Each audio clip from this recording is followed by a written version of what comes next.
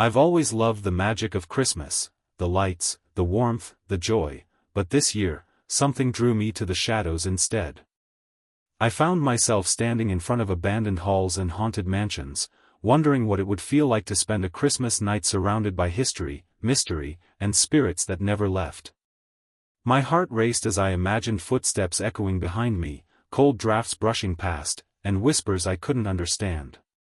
It was thrilling and terrifying all at once, and I knew I had to experience it, to walk through these haunted places and see the truth for myself. If you love exploring haunted places and real-life mysteries, don't forget to hit that subscribe button and join the adventure. 1 Winchester Mystery House, California, USA.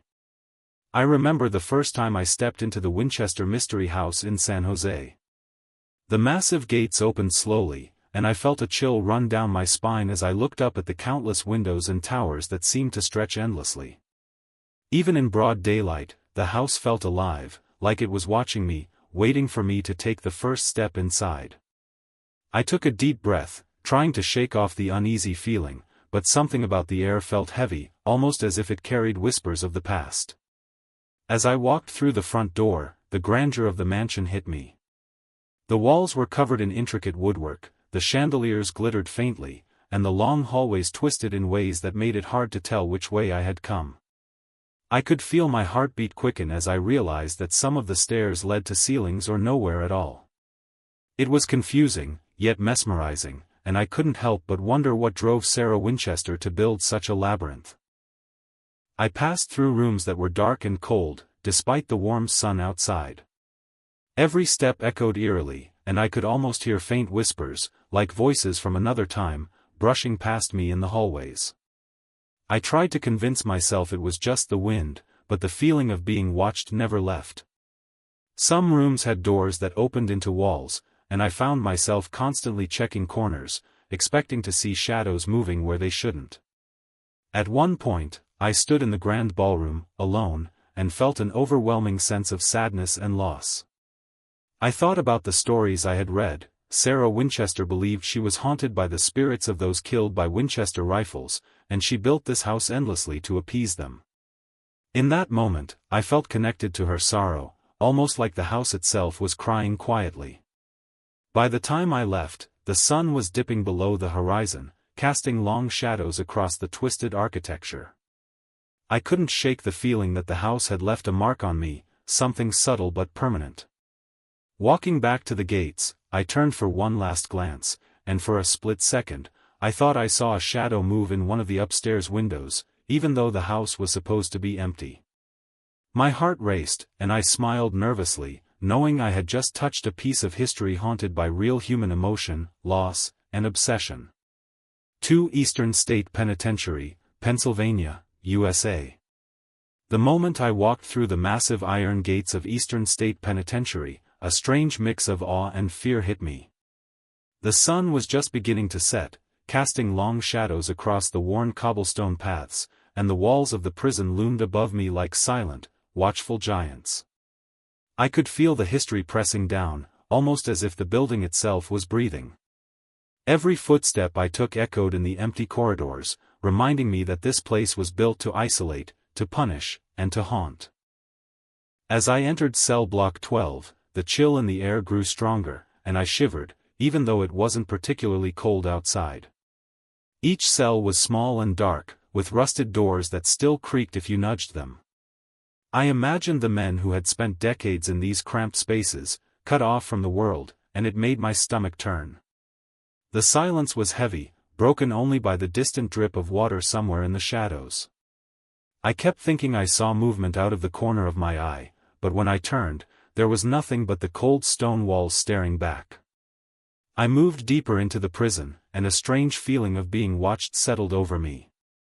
I remembered reading that Eastern State was designed to keep prisoners in solitary confinement for weeks, sometimes months.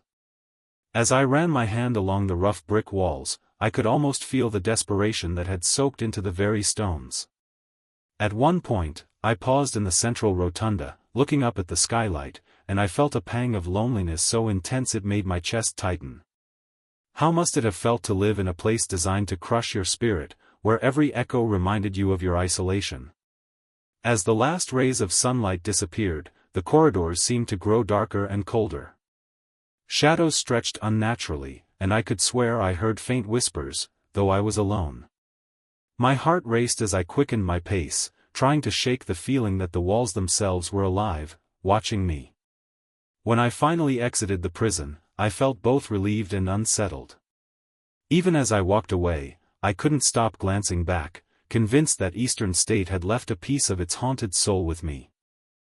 3. The Stanley Hotel, Colorado, USA. I remember driving up the winding road to the Stanley Hotel, surrounded by the towering Rockies, and feeling an instant mix of excitement and unease. The sun was low in the sky, painting the mountains in shades of orange and purple, but the hotel itself seemed almost untouched by time, standing grand and imposing at the top of the hill. As I stepped out of the car, a cold breeze brushed against my face, carrying the faint scent of pine and something almost metallic, like the air remembered all the years of history the building held. Walking through the massive doors, I was immediately struck by the elegance of the lobby. Chandeliers sparkled, but there was a quiet hush, as if the hotel itself expected you to respect its presence. I could feel the weight of the stories tied to this place, ghostly sightings, strange noises, and rooms that seemed to hold on to the memories of past guests. I took a deep breath and reminded myself that I was here to experience history, not to be frightened, yet every creak of the floorboards made me tense.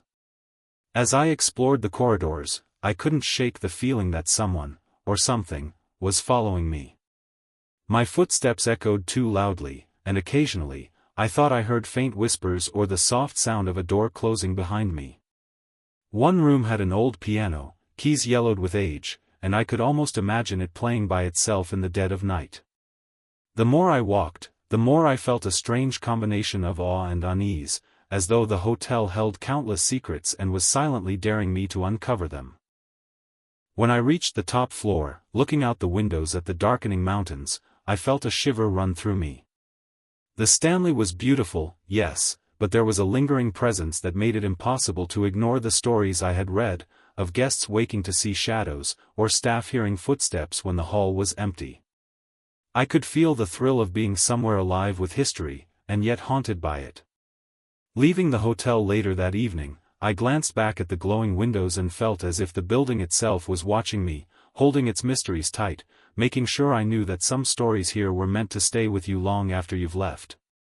4. Waverly Hills Sanatorium, Kentucky, USA. I remember the first time I stood outside Waverly Hills Sanatorium. The building loomed on the hilltop, its gray walls cracked and weathered, and even in the bright afternoon sun, it gave off a sense of sadness that was almost tangible.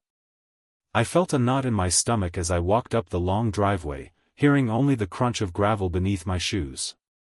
The air smelled damp, and a cold wind swept past me, carrying whispers of the thousands of patients who had once lived and died inside these walls. As I stepped through the front doors, I was immediately struck by the emptiness. The hallways stretched endlessly, lined with peeling paint and broken tiles. Each room seemed frozen in time, and I imagined the patients who had been confined here, some suffering from tuberculosis, others abandoned by the world outside. I could almost hear their coughs echoing softly in my mind, a haunting reminder of the lives that had passed through these halls. I walked deeper into the sanatorium, passing the infamous staircase known as the body chute, where the deceased were transported discreetly. A shiver ran down my spine as I pictured the countless bodies carried in silence, the fear and sorrow that must have filled the building every day. Shadows seemed to stretch along the walls unnaturally, and for a moment, I thought I saw a figure standing at the end of the hallway. When I blinked, it was gone, but the feeling of being watched lingered. In the old patient rooms, I crouched near the windows, looking out at the overgrown grounds below. The sun was starting to set, and long shadows crept across the walls. I felt an overwhelming sense of loneliness and despair, as if the building itself mourned the thousands of lives it had witnessed. I could almost hear faint whispers, soft but unmistakable, and my heart raced. Every step I took seemed heavier than the last, and I realized that Waverly Hills Sanatorium wasn't just abandoned, it carried a weight of history that pressed down on anyone who entered. When I finally left the sanatorium, the wind had picked up, and I glanced back at the towering structure. Even from a distance, it seemed alive, holding the memories of everyone who had been there, a silent reminder that some places are haunted not by ghosts, but by the stories of real human suffering. 5 Trans-Allegheny Lunatic Asylum, West Virginia, USA. I remember the first time I approached Trans-Allegheny Lunatic Asylum. The massive stone building stretched endlessly along the hilltop, and even from the driveway, its presence was overwhelming. The late afternoon sun cast long shadows across the cracked walls, making it look more like a fortress than a hospital. I felt a strange mix of curiosity and unease as I walked up to the entrance, my footsteps echoing against the worn path. There was a heaviness in the air, like the building itself carried the weight of decades of suffering. Stepping inside, I was immediately struck by the silence. The hallways were long and narrow, lined with rows of empty cells, each one holding stories that were impossible to forget. The paint on the walls peeled away in large strips, and the wooden floors groaned under my weight. I could almost hear faint whispers, like echoes of the past, and I felt a chill run down my spine. Every corner I turned seemed to hide a shadow, and I couldn't shake the feeling that I was being watched by eyes that no longer existed. As I wandered deeper into the asylum, I came across the day rooms where patients once gathered. The sunlight streamed through broken windows, illuminating dust particles that floated in the air like tiny spirits. I imagined the patients, some manic, some terrified, others resigned, moving silently through these halls, trapped by the walls and by a society that didn't understand them. My chest tightened as I thought about the overcrowding, the treatments, and the isolation that must have consumed them day after day. When I reached the top floor, the wind outside picked up, whistling through broken panes, and the building groaned as if it were alive.